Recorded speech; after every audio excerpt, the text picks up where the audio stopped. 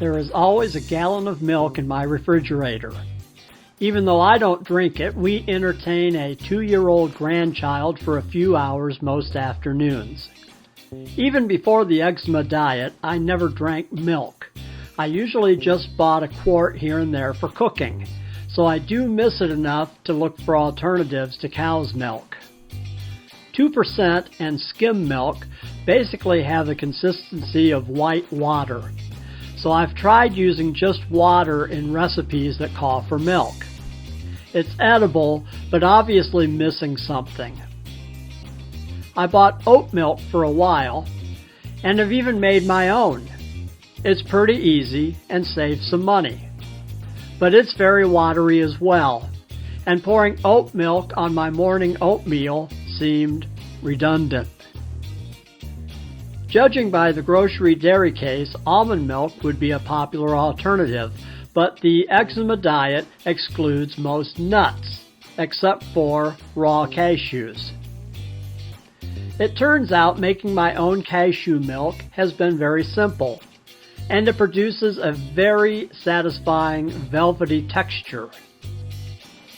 We start by soaking a cup of nuts overnight. For the same reason we soak oats overnight. It removes phytic acid, which improves digestibility, which means you get the full nutritional value.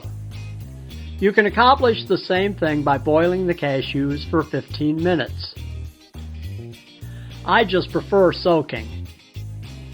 I eat soaked oatmeal most mornings for breakfast, so soaking has become part of my bedtime routine. In the morning, drain the water from the cashews.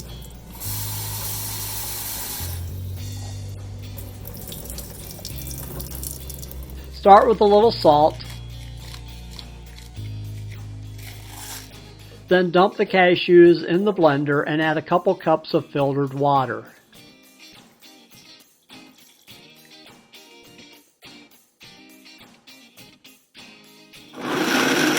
I blend it on medium-high for about 30 seconds.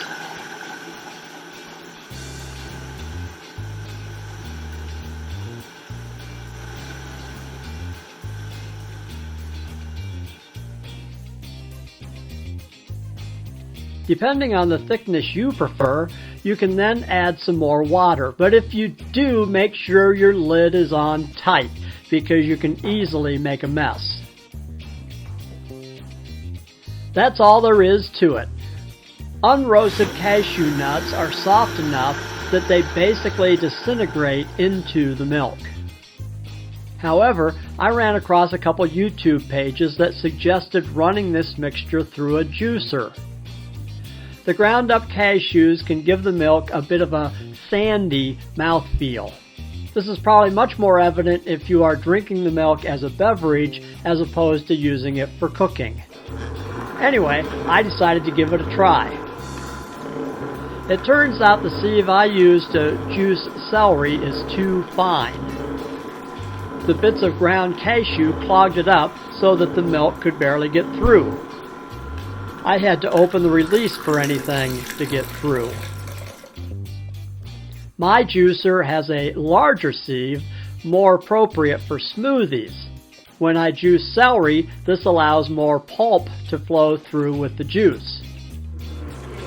The blended cashew milk pretty much flowed straight through this sieve,